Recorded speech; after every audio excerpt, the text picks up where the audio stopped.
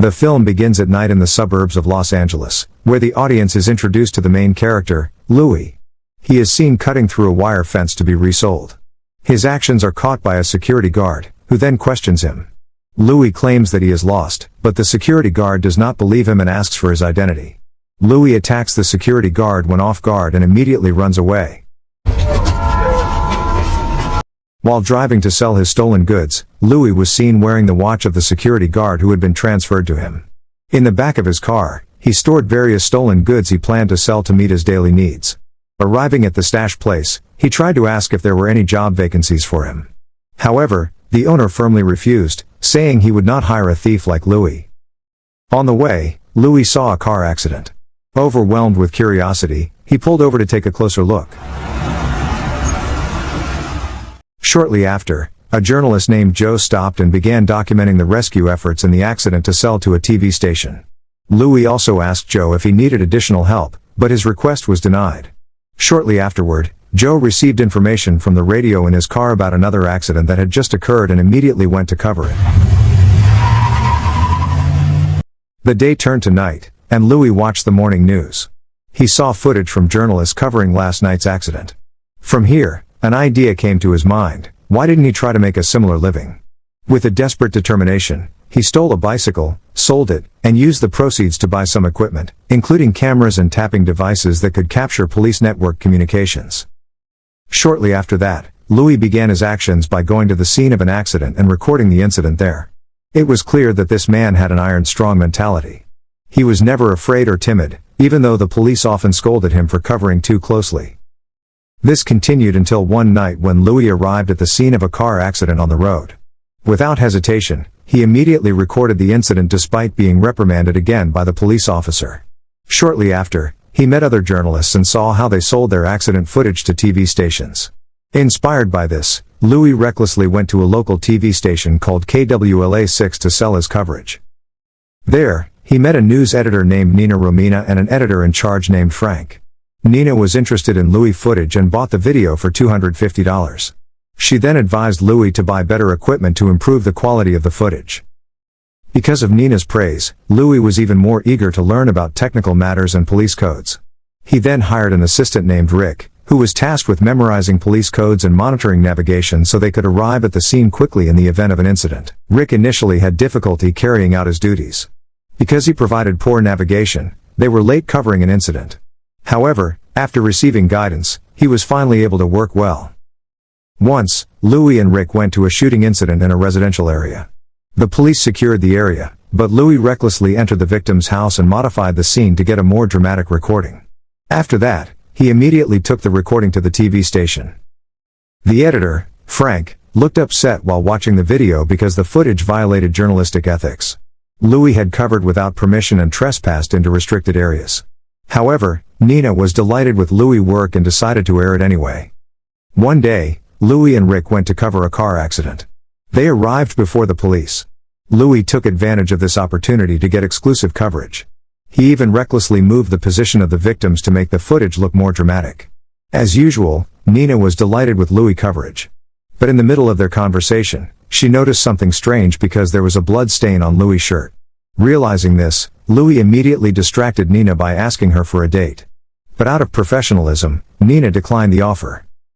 On his way out, Louis is approached by Joe, who invites him to work with him. Joe offers several advantages, such as more sophisticated equipment, an official journalist card, and connections in the police force. However, with arrogance, Louis rejects all that because he is confident he can build his own company. There is no reason for him to bother being someone else's subordinate. Long story short, Louis finally managed to ask Nina out to dinner. However, Nina emphasized that she was coming only on professional business and not for a date. Even so, Louis still considered it a date. He even threatened to sell the recording to another station if Nina rejected him because he was sure that without him, the ratings of the program that Nina managed would drop dramatically. The scene switches to Louis covering a plane crash. However, this time, he loses quickly to Joe, who manages to get exclusive news about the incident. Joe also humiliates Louis for having once rejected his offer of cooperation. At the TV station, Nina seemed upset that Louis didn't get the footage of the plane crash. The news has become a top story on various news channels, which frustrates Louis. Shit is fucking death to me. The next day, with a vengeance, Louis sabotaged Joe's car. As a result of this action, Joe and his team had a serious accident that night, leaving Joe with very fatal injuries. Louis, who had anticipated this incident, recorded Joe dying at close range with a cold stare as if to send a message that no one should dare mess with him. That night, police radio reported a robbery incident in a luxury residential neighborhood.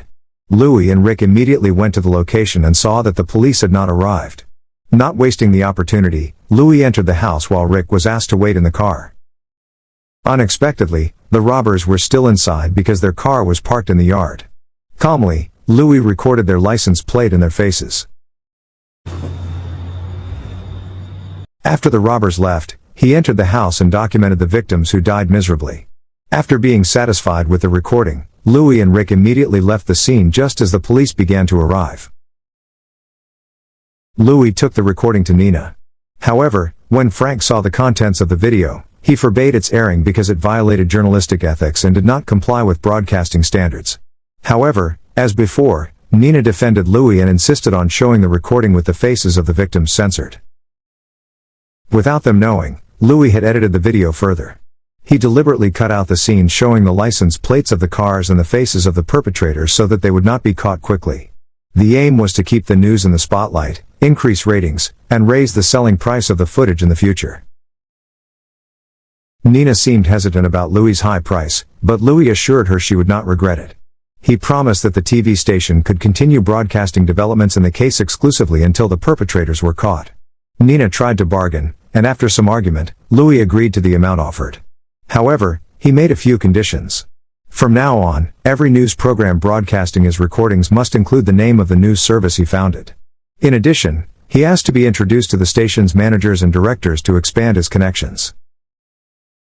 It didn't stop there. Louis also firmly asked Nina to accept him as her lover in exchange for an exclusive recording of Joe's accident for free.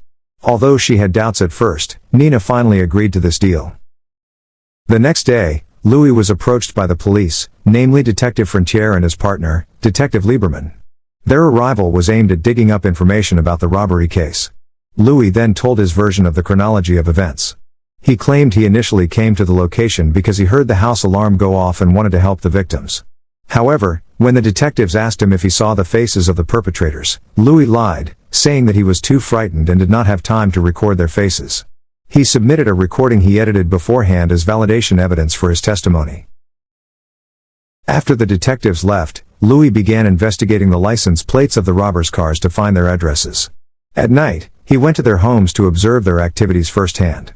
Rick joined in and eventually realized Louis' cunning plan. He realized that Louis deliberately did not report the whereabouts of the perpetrators because he wanted to get an exclusive recording when the police arrested them. Knowing this, Rick became greedy and demanded half of the proceeds from the recording sale. Otherwise, he threatened to report Louis to the police. Louis reluctantly agreed. However, from the look on his face, it was clear that he was planning something more significant. After lurking, the robbers finally appeared and immediately left the location. Louis and Rick followed them from behind until the robbers stopped at a fast food restaurant. Seeing this opportunity, Louis immediately called the police and reported that he had seen the perpetrators of the robbery in Granada Hills. He also warned that they were armed. After that, Louis divided the task with Rick, telling him to record from the street corner while he would record from inside the car. However, Rick rejected the idea because he was worried about his safety. This made Louis angry. In a cold tone, he said that he had no sympathy and did not care about the fate of others. He even realized this arrest would likely take a toll because the location was public. Also, Louis threatened to injure Rick if he did not obey his orders. Feeling trapped and afraid, Rick finally followed Louis' instructions. Shortly afterward, the police arrived at the scene, making the atmosphere tense. The robbers seemed to realize that something was wrong. The long-awaited moment had arrived. A shootout between the police and the robbers was inevitable, causing many casualties. One robber was shot while the other managed to escape.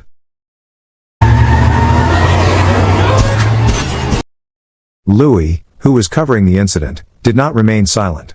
He tried to follow the chase until the fleeing robber lost control of his stolen car and crashed. Louis immediately went down to see how the robber was doing and guessed that the man was still alive. He then told Rick to record, but he lied by saying that the robber was dead. Unsuspectingly, Rick approached the car to get a closer shot. But that's when the still-alive robber shot him. Rick lay dying while the robber tried to escape again but was eventually shot dead by the police. Louis recorded all of these moments.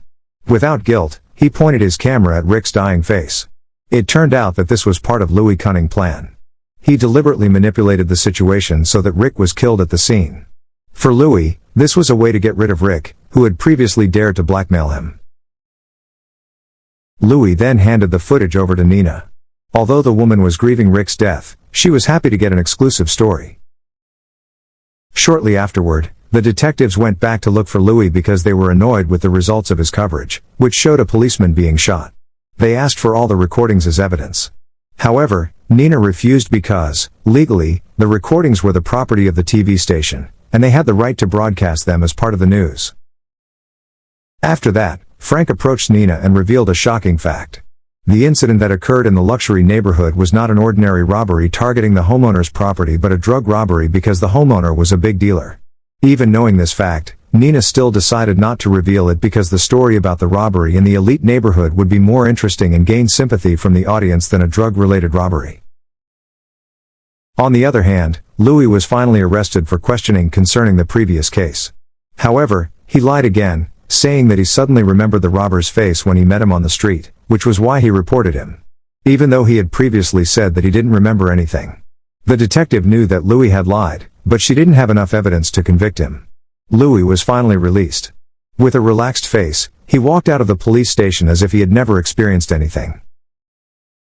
At the end of the story, Louis managed to hire 3 new employees to expand his business in the criminal journalism industry. The movie ends.